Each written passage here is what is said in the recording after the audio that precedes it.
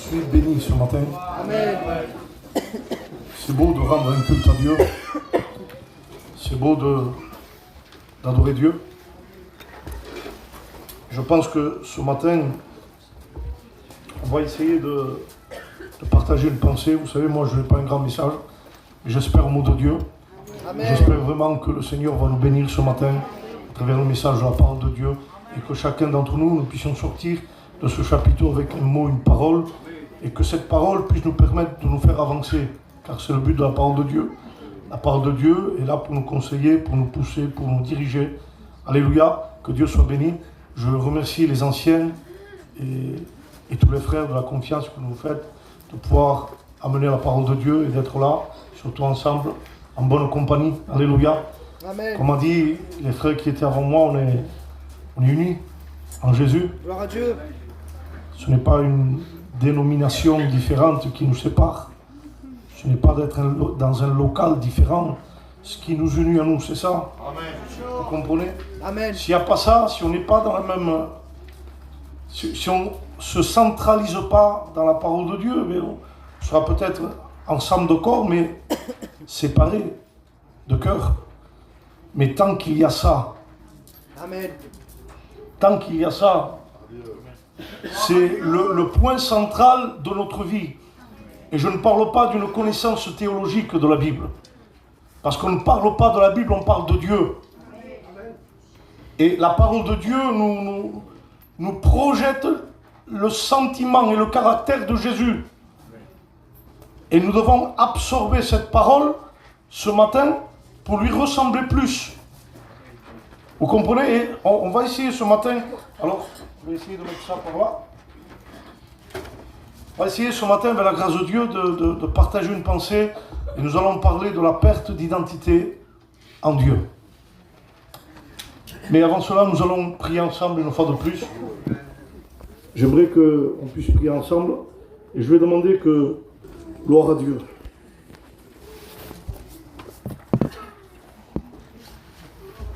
On va ouvrir la parole de Dieu dans l'Ancien Testament. On va lire dans le livre des Juges.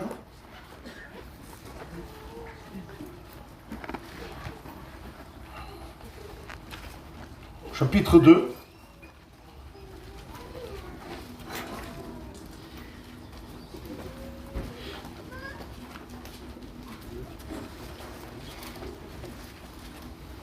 Au verset 10.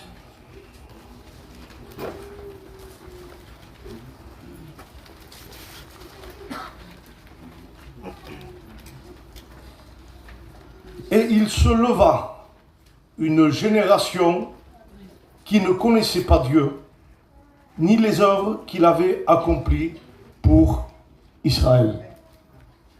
Amen. Amen. Amen. Je répète le verset.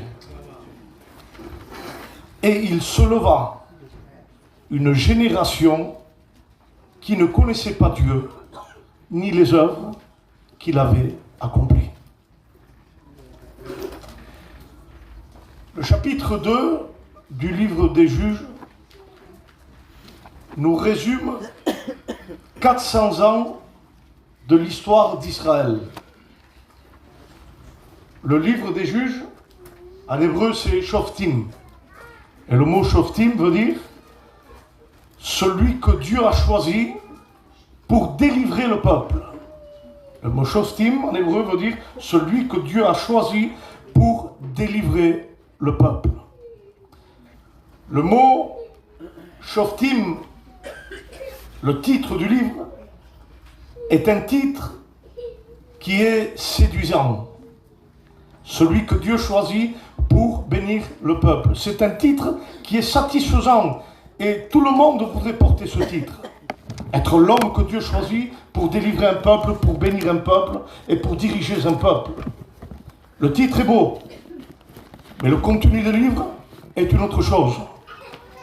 Le contenu du livre des Juges est catastrophique, puisque pendant une période de 400 ans, le peuple d'Israël va connaître un déclin moral et spirituel. Pendant 400 ans, Israël va connaître les temps les plus difficiles qu'il ait connus. Israël va connaître un déclin moral, biblique et spirituel. Ce n'était plus le même Israël. Israël avait changé. Pendant le temps des juges, Israël a connu des temps catastrophiques, soulignant théologiquement, selon ce que enseigne le livre des juges, Israël a connu les 3 A. Qu'est-ce que les 3 A? Le A de l'apathie, la perte de la personnalité.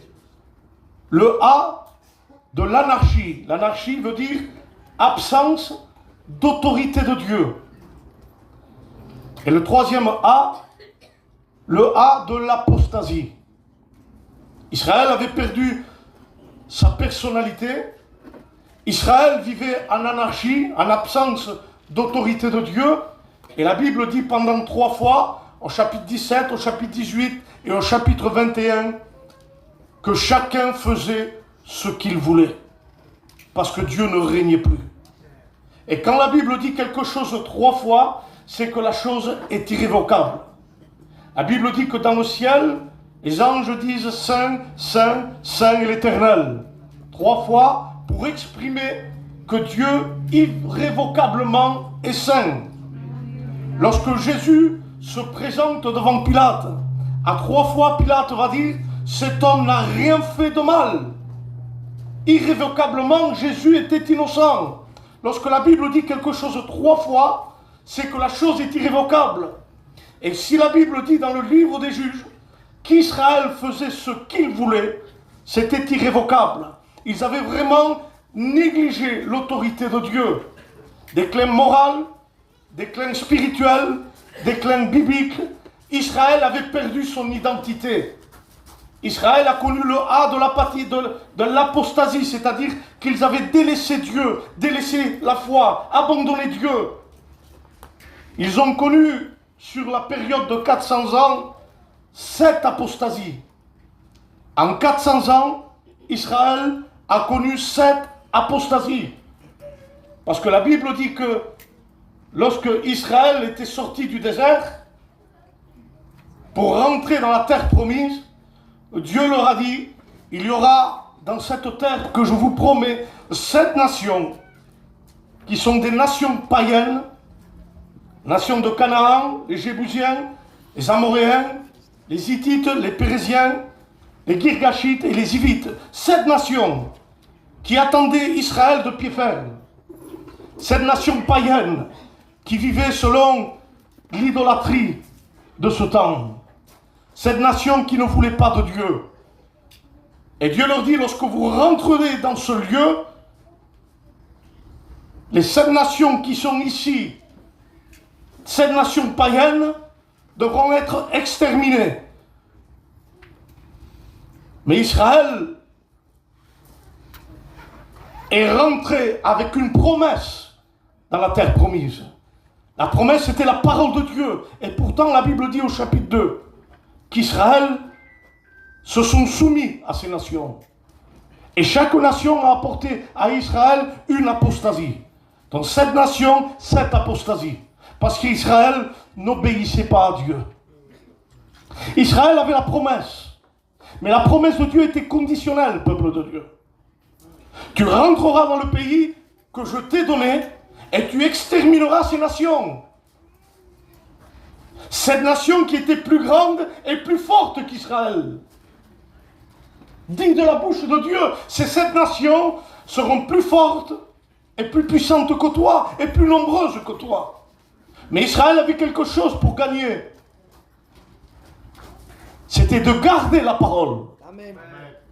En gardant la parole, Israël avait la promesse de gagner. C'était la condition que Dieu avait donnée. Mais Israël n'a pas gardé la parole de Dieu. Au chapitre 2, il est question des petits-fils de ceux qui ont sorti d'Égypte avec Moïse. Avec Moïse, c'était les pères. Avec Josué, c'était les fils. Et du temps des juges, c'est les petits-fils. 3 générations En 3 générations, Israël a perdu son identité. Du temps de Moïse, Israël a péché. Du temps de Josué, Israël a péché. Du temps des juges, Israël perd. Comme si la défaite se transmettait d'une génération à l'autre. Ah, peuple de Dieu, laissez-moi vous dire quelque chose. On est responsable de nos foyers, responsable de nos enfants. De telle manière que la bénédiction peut se transmettre, la défaite aussi se transmet. Je suis dans toute la liberté de vous dire ce matin, Amen. de vous dire que si moi, dans ma maison, en tant que père, je ne transmets pas les bonnes choses à mon foyer, si en tant que père, je ne transmets pas les bonnes choses à mes enfants, mes petits-enfants n'auront pas de chance de recevoir une bonne bénédiction. Le caractère, l'exemple, la vie de prière, le témoignage, c'est l'héritage qu'on peut transmettre. Amen. Le seul héritage qu'on peut transmettre à nos foyers, à nos enfants, à nos petits-enfants, c'est le Christ. Amen. On ne parle pas de richesse. On ne parle pas de réputation. On ne parle pas de titre ni de fonction. On parle du Christ. Amen. L'identité en Jésus. Paul a dit à Timothée, garde le bon dépôt. L'évangile, c'est aussi une histoire de transmission. Ce que je transmets peut donner soit la vie, soit la mort. Que Dieu fasse ce matin, et je le crois de tout mon cœur, que nous travaillons dans ce sens-là, pour que nos foyers, que nos enfants, et que toute notre famille soit bénie en Christ. Amen. Israël avait perdu. En 3 générations, Israël avait perdu la seule chose qui pouvait le faire gagner. Elle a perdu son identité en Christ. Et perdre l'identité en Christ se manifeste par 2 choses. Et je ne vous enseigne rien ce matin. Je vous partage seulement. Perdre l'identité en Christ se manifeste premièrement par une perte biblique. Une perte de la connaissance biblique. Et je répète, ce n'est pas une connaissance théologique. Mais quand il est question de connaissance biblique, il est question d'obéissance. Et la deuxième chose, c'est la perte de spiritualité, c'est-à-dire la perte de la vie spirituelle. Dans l'évangile de Matthieu, chapitre 22, verset 29, Jésus dit, vous ne comprenez ni les Écritures, ni la puissance de Dieu. Les Écritures, c'est l'obéissance à la parole. Un chrétien qui est en Christ obéit à la parole. Un chrétien qui vit en Christ obéit à la parole. Il vit la parole. Amen. Il mange la parole. Il absorbe la parole. Et un chrétien qui vit la puissance de Dieu, c'est un chrétien qui vit dans la relation intime avec Dieu. La spiritualité, ce n'est pas l'apparence. La spiritualité ne se trouve pas à l'extérieur. Mais la spiritualité se trouve à l'intérieur. La véritable vie en Christ n'est pas une vie religieuse. C'est une vie biblique et une vie d'obéissance. Amen. Et une vie de relation avec Dieu. Parce que l'évangile n'est pas une religion, l'évangile est une relation. Le diable voudrait nous faire croire ce matin qu'il y a d'autres chemins pour avoir une vie chrétienne. Chemin du laxisme, du gitanisme, chemin religieux qui, à l'image de Caïn, voudrait nous faire passer par un autre chemin que celui du sacrifice. Mais la réalité est telle qu'elle, qu'un chrétien religieux ne peut pas comprendre la parole ni la vie de l'esprit.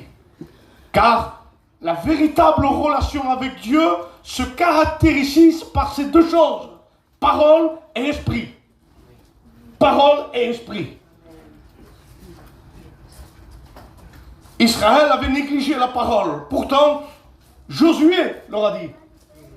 Avant d'entrer, lorsque Josué se trouvait à la limite du Jourdain, Josué leur dit, méditez la parole, jour et nuit.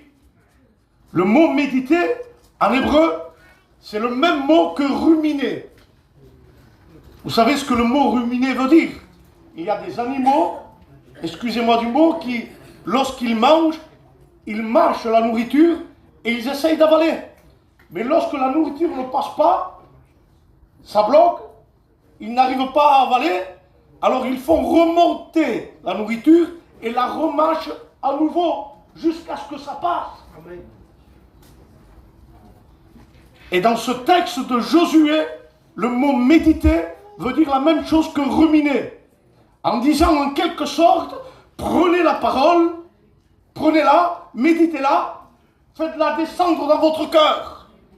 Et si vous voyez que ça bloque, vous ne comprenez pas, bien faites-la remonter, ne la jetez pas, ne la négligez pas, ne l'écrasez pas, mais remédite-la jusqu'à ce que ça passe. Méditez la parole. C'est une persévérance. Ce n'est pas simplement de comprendre un texte, mais c'est de vivre le texte par l'Esprit. Amen. Et lorsqu'un chrétien veut confirmer son identité en Christ, cette identité se confirme par une seule chose: l'acceptation de la coupe. L'acceptation de la coupe. Non pas ma volonté, mais ta volonté. Non pas ma volonté, mais ta volonté. C'est l'acceptation de la coupe. Un chrétien qui est biblique et spirituel, un chrétien qui est en Christ, doit se confirmer par l'acceptation de la coupe. Non pas ma volonté, mais ta volonté. Non pas mon confort. Non pas mon bien-être. Non pas ma chair. Non pas ma personne. Mais toi. Amen. Le premier. Il doit primer dans notre vie, dans notre travail, dans notre marche, dans notre quotidien. Si le Christ ne prime pas, c'est que je ne confirme pas avoir bu la coupe. Combien ce matin, et moi dans le lot avec vous, peuvent se dire qu'on a accepté la coupe? Est-ce que des fois, il ne serait pas tentant de dire, Seigneur, loin de moi cette coupe, je ne l'accepte pas, trop de sacrifices, trop de douleurs, trop de souffrances. Le prix à payer semble trop important pour nous. Mais si on ne se repose pas en Christ, sachez que le prix sera toujours bien trop élevé pour nous. C'est pour cela qu'il a tout accompli. Il a tout accompli afin que nous ne puissions pas compter sur nos efforts, mais que nous puissions nous appuyer sur ce que lui a fait. Amen. Seigneur, le prix est trop important, mais tu as payé pour moi. C'est-à-dire que si toi tu l'as fait, tu me donnes la possibilité de le faire. Amen. J'accepte aussi la coupe. Amen. Pas simplement de connaître un texte, Jésus est mort pour moi. Non, ça c'est un texte du tout accompli. Mais le tout accompli se maintient par une relation avec Dieu. Israël avait perdu. Israël a perdu son identité. Quel malheur. Est-ce que j'ai quelques minutes de plus? Amen. Amen. Israël a perdu son identité. Quel malheur, Église. Quel malheur, mes frères. Lorsqu'un chrétien perd son identité, il n'est plus le même. Il n'est plus le même. Le diable est tellement subtil qu'il peut nous faire perdre notre identité sans même que nous nous rendions compte. Mais peut-être nous ne le voyons pas, mais les gens le voient. Les gens le voient, mes frères, mes soeurs, les gens le voient. Lorsqu'un chrétien n'est plus en Christ, ça se voit. Par la façon de parler, parce que ça ne parle plus, ça critique. Par la façon de marcher, ça marche plus, ça trébuche tout le temps. Et par tant d'autres choses qu'on peut voir qu'un chrétien a perdu son identité spirituelle. Et croyez-moi, on est malheureux Lorsque ça arrive, on est malheureux. Mais je bénis Dieu. Je bénis Dieu. Parce qu'à chaque fois, dans le livre des juges, à chaque fois, malgré qu'Israël s'était détourné de Dieu, à chaque fois qu'Israël se tournait vers Dieu, Dieu leur envoyait quelqu'un. Parce que même si nous avons perdu notre identité, n'oublions pas que Dieu est un Dieu de grâce. Et qu'il nous rappelle à la repentance. Amen. La perte d'identité, ce n'est pas simplement je relis ma Bible et je prie. Il faut passer par la repentance. Seigneur, j'ai perdu mon identité, je ne te ressemble plus. Ressembler Dieu est la première chose qu'il nous demande, puisque nous avons été créés à son image. Quand il nous a créés, il dira, il nous a créés par la poussière de la terre. Et dans le texte hébreu, c'est Adoma. Adoma, c'est la poussière de la terre. Adoma veut dire deux choses. Veut dire image et ressemblance. Adoma, la poussière du sol, veut dire ressemblance. Dieu n'a pas choisi les étoiles ni les nuages pour qu'on puisse le ressembler. Mais il nous a créés à partir de la chose la plus basse. C'est-à-dire que plus je m'abaisse, plus je lui ressemble. Amen. Plus je m'abaisse, plus je lui ressemble. Lui ressembler, ce n'est pas de monter dans les hauteurs, mais c'est de descendre en profondeur. Plus je m'humilie, plus je lui ressemble. Adoma, créé à son image. Le diable veut nous faire monter pour qu'on ne lui ressemble plus. Le diable, des fois, veut nous glorifier, nous donner du mérite dans les choses que nous faisons. Et c'est là qu'il y a un risque de perdre l'identité. Comme si je mérite de faire les choses. Je ne mérite pas. Tout est par grâce. Tout est par grâce. Je me lève le matin, c'est par grâce. Amen. J'ai un morceau de pain sur ma table, c'est par grâce. Je peux travailler, c'est par grâce. Je prie par grâce. J'ai un foyer par grâce.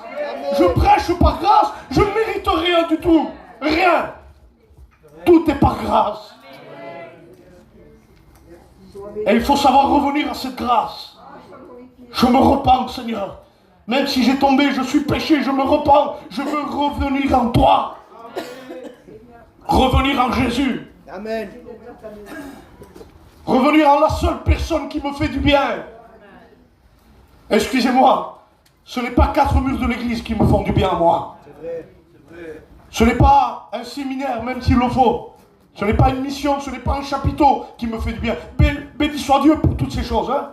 Béni soit Dieu pour les frères, pour les chants, pour tout ce qui se passe, pour le pupitre. Gloire à Dieu. Mais ce qui me fait du bien, moi, c'est lui. Amen. Il n'y a que lui qui me fait du bien, parce que celui qui me comprend, c'est lui. Amen. Celui qui me relève, c'est lui. Celui qui me pardonne, c'est lui. Alors où voulez-vous que je me tourne? Vers un homme, vers un pasteur, vers une église? Non. Non, vers lui. Vers lui. Parce qu'en lui, je suis bien. Amen. Même lorsque je suis faible, je suis bien en lui. Je me régale en lui. Je me régale tous les matins, les soirs, lorsque j'ouvre la Bible, lorsque j'obéis la parole, je me régale. Ne pas perdre cette identité. Et si cela arrive, revenir à la repentance. Revenir à Dieu. Israël se tournait vers Dieu. Seigneur, nous te demandons pardon, car nous avons désobéi, nous avons péché. Et la Bible dit qu'à chaque fois, il envoyait un homme. Il envoyait des juges pour délivrer le peuple de l'apostasie. Il a envoyé Othniel, premier juge d'Israël. Homme très intelligent avec beaucoup de capacités. Il fut pour un temps cette lucarne qui donnait de l'air et de l'espérance à Israël. Il a envoyé Jéhoud. Jéhoud était un homme sourd et un homme qui se battait qu'avec la main gauche. Et il a délivré le peuple d'Israël. C'était le deuxième juge. Puis il y a eu un troisième juge qui s'appelait Déborah. Et à partir de Déborah, l'histoire d'Israël va changer. Et vous allez comprendre pourquoi. Mais entre le deuxième juge, Yehud, et entre Déborah, il y a eu un homme qui s'appelait Shamgar. Et Shamgar n'était pas un vrai juge. Shamgar n'était pas un vrai juge parce que Shamgar n'était pas juif. Il était païen. Mais Dieu l'avait quand même utilisé pour apporter 80 ans de paix en Israël. Mais il était païen. Il ne faisait pas partie de la lignée juive. Mais il est venu apporter la paix en pleine apostasie, en pleine discorde, en pleine guerre. Est-ce que ceci, Église de Dieu, nous fait pas rappeler que dans la lignée de l'histoire juive, un inconnu, une identité inconnue est venue entre parenthèses? L'Église est une inconnue pour les Juifs. Une inconnue dans l'histoire juive. Des païens qui n'ont droit à rien. Mais pourtant, il y a eu une parenthèse. Dans des moments de guerre, il y a eu une parenthèse où l'Église est venue apporter un temps de paix et un temps de grâce. À l'image de Shamgar. Un temps de paix et un temps de grâce. Puis Déborah est venue. Et vous savez pourquoi l'histoire de Déborah est aussi importante dans la Bible? Non pas simplement parce que c'était une femme, ou parce qu'Israël avait perdu son identité. Ce n'est pas ça. Déjà, si Dieu a choisi Déborah, c'est parce que les hommes de ce temps-là se cachaient pour ne pas se battre. Ils avaient perdu le courage. Donc Dieu, pour les humilier, a choisi une femme. Non pas que les femmes ne soient moins que les hommes, mais parce que les femmes ne pouvaient pas être choisies. À l'exception de quelques-unes. Mais c'était les hommes d'aller au combat, et non pas aux femmes. Mais Dieu, lui, dans sa grandeur et dans sa grâce, il choisit qui il veut. Je ne parle pas du ministère, parce qu'il y a des gens qui se servent de ça pour faire prêcher les femmes. C'est pas bon ça. Il faut rester doctrinal. Il faut rester dans la Bible, les frères. Les sœurs, il faut rester dans la Bible. Nous, on ne souffle pas, on ne fait pas tomber, on ne fait pas prêcher les femmes. Amen. Moi, je n'ai aucune dame qui a poussé des dents en or, non, je n'en connais pas, et j'en veux pas. Je préfère aller chez le dentiste. Amen. Au moins, je reste dans la parole de Dieu. Restons bibliques, Église de Dieu. Restons fondés dans la parole de Dieu. Vaut mieux être seul avec la Bible qu'avec plein de gens sans être dans la Bible. Amen. Il a choisi Déborah pour humilier les hommes. Mais Déborah n'était pas pasteur, elle était prophétesse et juge. Le mot Déborah, dans le chapitre 4, Déborah, veut dire abeille. Abeille. Et le roi Cicéron, le général Cicéron, avait fait fuir tous les hommes d'Israël. Et Dieu appelle une abeille. C'est pas quelque chose, hein? Une abeille. Déborah. Il a choisi. Le mot Déborah veut dire dabar. Et le mot dabar, c'est parole. Parole. Dieu élève à nouveau sa parole. Dans des temps de crise, de faiblesse, de défaite, Dieu élève sa parole. Parce que c'est la seule chose qui peut nous donner la victoire. C'est la seule chose qui peut nous bénir. Dieu appelle Déborah à la parole.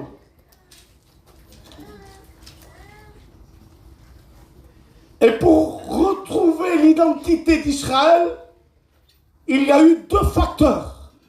Déborah, l'abeille, puis une femme qui s'appelle Yaël.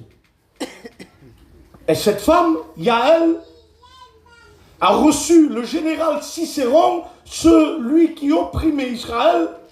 Il l'a reçu parce que lorsque Cicéron a vu l'abeille, lorsqu'elle a vu Déborah, lorsqu'il voit la parole, Cicéron a pris la fuite. Devant la parole, l'ennemi ne résiste pas. Dans le désert, il est écrit que l'homme ne vivra pas de pain seulement, Il est écrit, tu adoreras seul ton Dieu. Et la Bible dit que le diable est parti.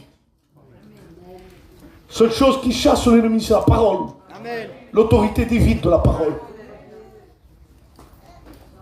Cicéron a fui devant la parole. Et celui qui a mis la fin à Cicéron, c'est Yaël. Vous savez ce qu'elle a fait, Yaël? J'ai 2 minutes de plus. Amen. Yaël, elle reçoit Cicéron sous sa tente et Cicéron lui demande de l'eau. La Bible dit que Yaël ne va pas lui donner de l'eau. Yaël va lui donner du lait.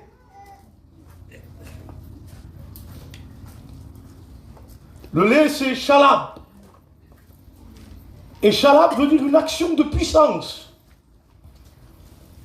L'abeille veut dire parole. Et le lait veut dire une action de puissance. L'abeille, c'est le miel. Et Yaël, c'est le lait. C'est-à-dire, en quelque sorte, à ce moment-là, Dieu revient sur sa promesse pour reconstituer la promesse qui avait été faite à Israël. Le pays où coule le lait et le miel. L'identité d'Israël commence à se reconstruire à partir du chapitre 4. Parce qu'il y a un retour à la parole et un retour à l'esprit. Amen. Si nous voulons avoir la victoire, revenons à Dieu. Amen. Revenons à Dieu. Élevons la parole. Amen. Remettons en marche notre relation avec Dieu. Amen. Et vous voyez que tous les Cicérons du monde vont partir. Reconstruisons notre identité spirituelle en revenant à la parole. Et ce matin, je ne sais pas si il y aurait des frères, des sœurs qui ont perdu cette identité, cette vie de Dieu. Mais je voudrais vous dire de tout mon cœur, et non pas par du sentiment, non pas par pure émotion, mais je voudrais vous dire par autorité, par la parole de Dieu, qu'il est possible de retrouver ce que nous avons perdu. Amen. Je finis avec ce texte en vous disant qu'il est écrit « Jette le pain à la surface des eaux, et avec le temps tu le retrouveras. » Le mot surface, c'est panim. En hébreu, le mot panim, c'est le même mot qui est utilisé lorsqu'il est écrit que Moïse parlait face à face avec Dieu. Et le mot panim veut dire face à face, mais veut dire aussi profondeur. Jette ton pain dans les profondeurs de Dieu. C'est-à-dire, cherche cette relation. Et avec le temps, tu vas le retrouver. Revenons à Dieu. Mes frères, mes sœurs, revenons à la parole de Dieu. Revenons à Jésus, retrouvons notre identité spirituelle. Ne soyons pas comme le peuple d'Israël qui a tout négligé pour des choses humaines. Il y a un prix à payer, on le paye. On le paye avec Jésus.